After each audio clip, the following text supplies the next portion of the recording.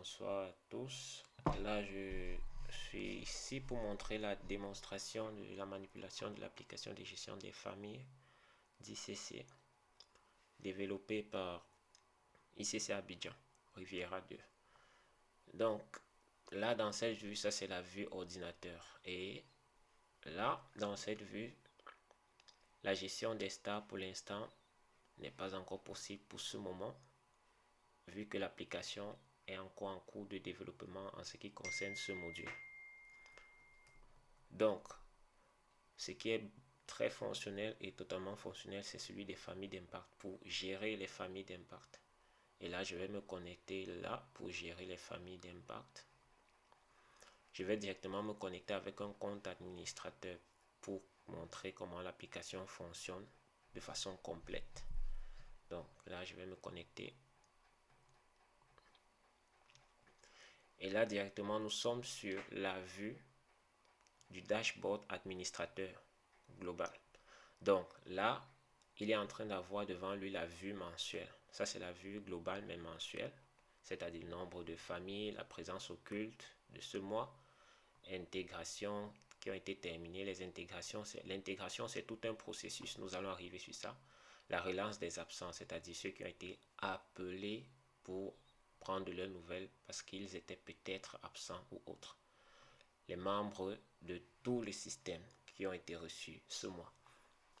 Donc, là également, dans ce petit système KPI, il y a également les groupes de prière G5, groupe de 5, le planning de prière, membres impliqués, records, l'évangélisation, nombre d'évangélisation, nombre de conversions, contacts récupérés, les participants à l'évangélisation, les appels qui ont été effectués, le suivi, ça c'est dans l'intégration, pour l'intégration, ceux qui ont été accueillis, les membres qui sont devenus stars, et puis les actions, c'est-à-dire agapé, visite et l'œuvre sociale.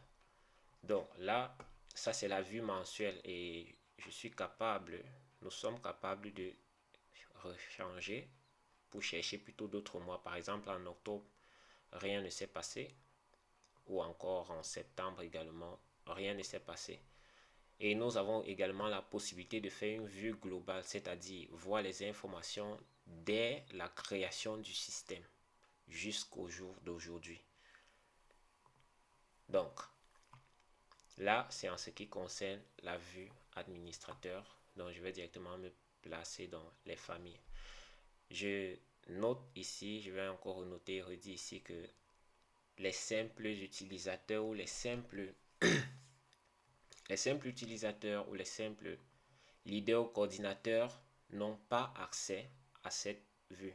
Même s'ils forcent, ils ne pourront pas entrer. Le système a été directement fait de telle sorte que si une personne est administrateur, il pourra partir partout dans l'application. Si une personne n'est pas administrateur, mais est un leader de famille, il sera automatiquement redirigé vers sa famille à lui.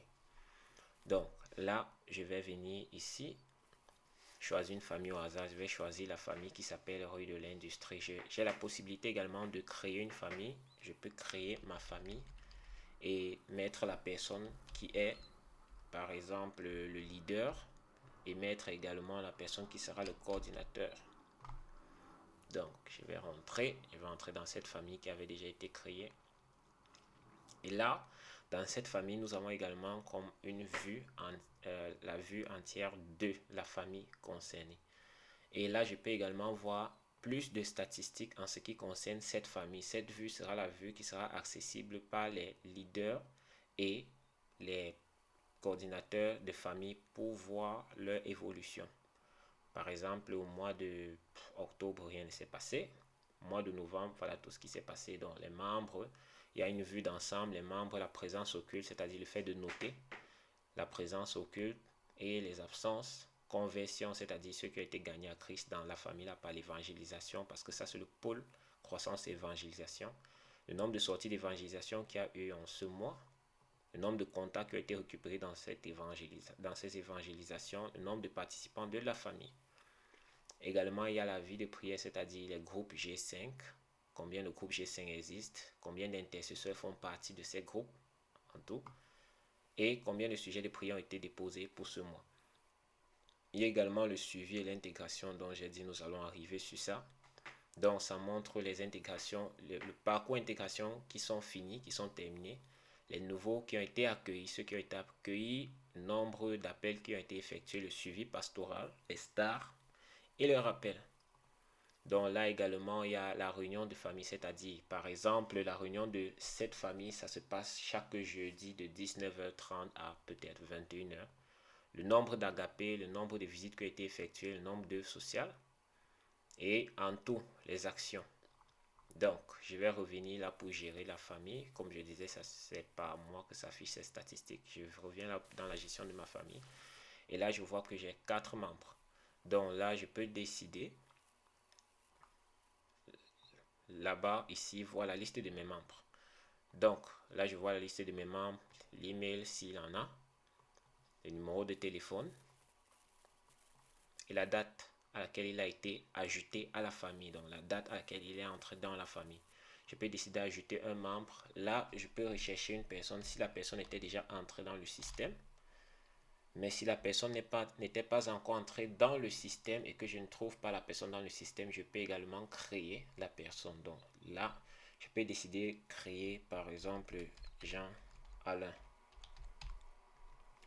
et mettre son numéro de téléphone. Donc lui s'appelle Jean-Alain. Donc je vais mettre là sur créer, ajouter. Automatiquement, il est créé dans le système et il est ajouté à la famille. Ce qui fait que là, nous voyons que nous avons déjà 5 membres à notre famille. Et je viens dans la liste des membres. Je vois que là, nous avons Jean-Alain placé là. Et en revenant sur la deuxième case, nous voyons qu'il y a présence et présence occulte et réunion. Donc là, c'est pour gérer la présence. Quand je clique là, j'ai une vue complète du mois en cours. Et pour le mois de novembre, je peux décider voir le mois par exemple d'octobre aussi. Mais pour ce mois de novembre, tout ce qui est affiché sont les dates qui ont été sélectionnées comme les dates de culte par l'administrateur. Donc là, j'ai devant moi les dates de culte et je peux noter la présence de mes membres. Vu que ce sont les membres de ma cellule ou alors les membres de ma famille, je décide de venir noter s'ils étaient présents dans ces cultes ou pas. Ça me permet également moi de recenser, savoir qui n'était pas là ou qui était là. Par exemple, Alain par exemple, pour ce 23, disons qu'il n'était pas là, je vais laisser comme ça, mais s'il est là, je vais juste cliquer dessus. Et là, automatiquement, il est marqué comme présent. Donc, toute personne qui est présente pour ce jour, la liste de les membres de ma cellule ou alors les membres de ma famille sont là. Et je peux décider de noter leur présence pour ceux qui étaient là. Donc, par exemple, disons que pour ce dimanche 23, il y avait, toutes ces personnes étaient là, sauf Alain qui n'était pas là. Là, c'est rouge. Là, je peux décider de faire la relance parce que nous voyons là que pour ce mois en cours, il y a 8 cultes qui sont programmés. Et les membres de ma famille, j'ai 5 membres dans ma famille. Et avec ces 5 membres dans ma famille, les présences de ce mois ne sont que 10. Donc j'avais déjà fait 3 rappels. Je peux décider également revenir pour relancer Jean. Donc je peux relancer Jean ici. Disons, quand la relance est, j'ai appelé Jean, il m'a dit qu'il ne se sentait pas bien parce que ceci, cela. Je vais venir mettre ici. Il ne se sentait pas bien ou alors il a besoin de prière. Il a besoin de prière.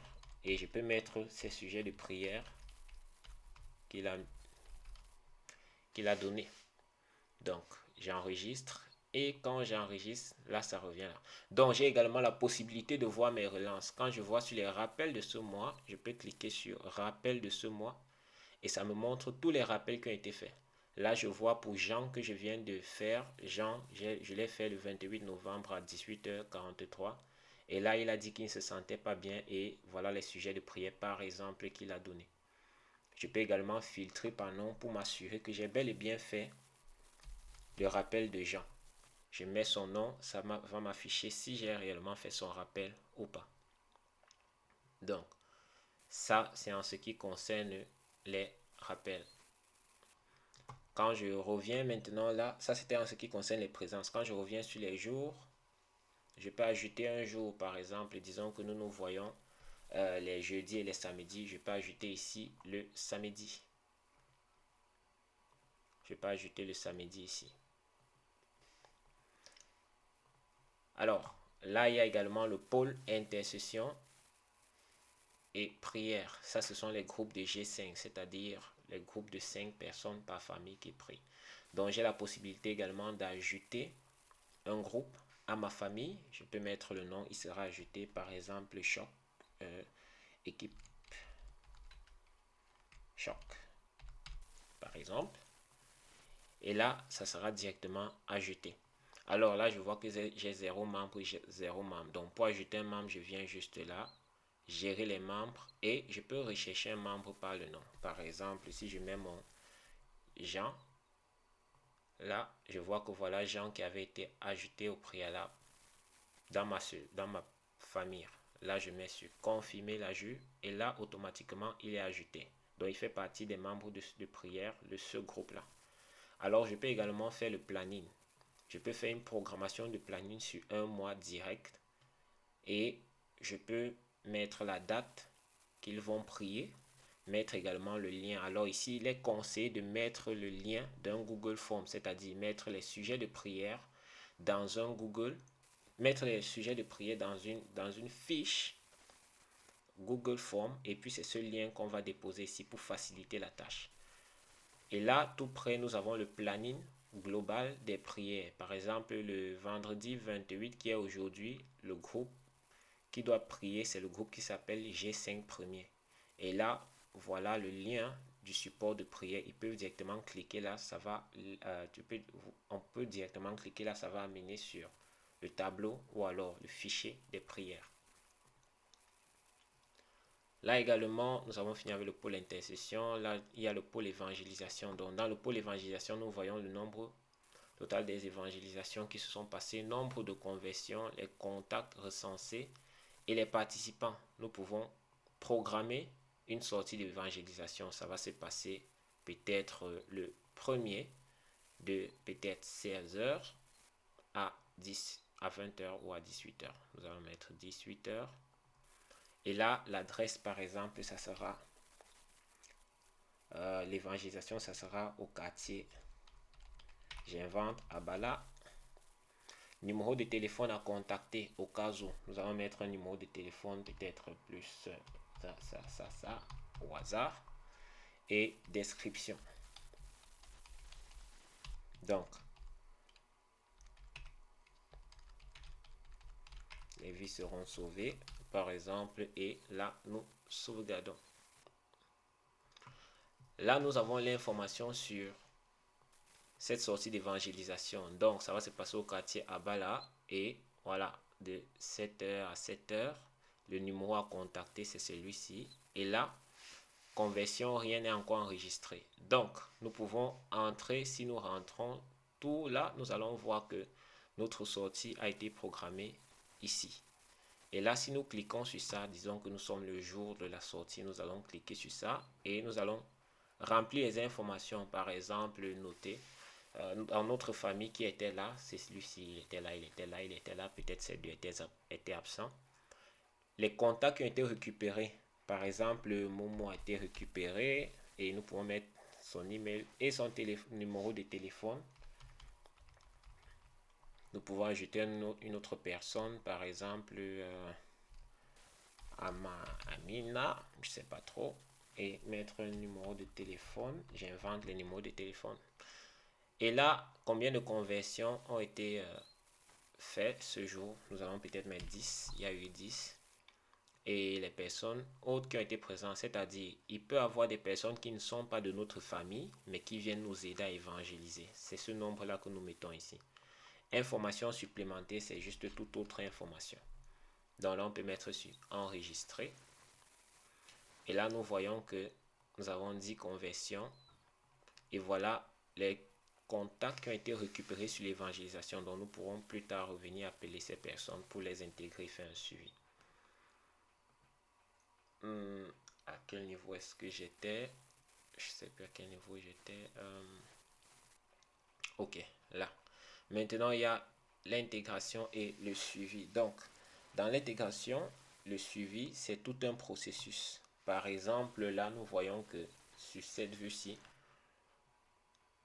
ça a été fait de telle sorte que si la personne a été appelée, il a été accueilli, le suivi pastoral a été fait ou le suivi du berger et la personne est star, c'est là qu'on considère la personne comme totalement intégrée. Et nous avons également la possibilité de filtrer par mois, c'est-à-dire voir ce qui a été effectué les 30 derniers jours. Donc, je peux ajouter un membre pour faire son intégration. Par exemple, Jean que je viens d'ajouter comme membre à ma famille. Comment se passe son intégration? Là, nous voyons que Jean, c'est encore vide partout. Il n'a pas été appelé, il n'a pas été accueilli, le suivi pastoral n'a pas été fait et il n'est pas star. Alors, cette semaine, disons que nous avons appelé Jean, nous allons cliquer là. Et là, nous voyons que ici, à l'heure actuelle, appel a déjà été fait, mais Jean n'est pas encore intégré. Alors, deuxièmement, qu'est-ce qui se passe? Il a été bien accueilli dans notre famille. OK. Alors, troisièmement, est-ce que le suivi a été fait? Oui, nous voyons que ça ajoute la feuille de route. Quatrièmement, est-ce qu'il est star? Oui. Une fois qu'il est star, automatiquement, c'est considéré comme un parcours terminé, c'est-à-dire l'intégration a bel et bien été faite. Donc, là, c'est en ce qui concerne l'intégration et le suivi. Le pôle communion et compassion. Donc là, nous avons le nombre total d'actions, les agapés qui ont été faits, les visites qui ont été faites, les œuvres sociales qui ont été faites. Donc si là, je veux programmer une nouvelle action, je vais programmer quelque chose de nouveau, par exemple, une visite. Je vais venir là, je choisis peut-être la date et je mets l'objectif visiter le frère Jean, par exemple. Et là, je mets le type visite. Et je vais peut-être mettre il ne vient plus d'air un moment. Et nous avons rendez-vous avec lui. Alors, je vais enregistrer l'action. Et puis, ça va venir là, le 5, vu que c'est classé par date. Donc, là, ça vient se placer là, le 5. Le 5, nous devons aller, le 5 décembre, nous devons aller rendre visite à Jean.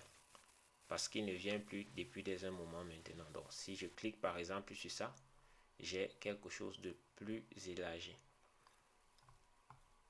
Ok. Donc, là, c'est bon. Et là, c'est bon aussi. Là, c'est bon aussi. Je pense que j'ai tout. J'ai déjà tout parcouru. Donc, c'est ça en ce qui concerne l'application pour le moment.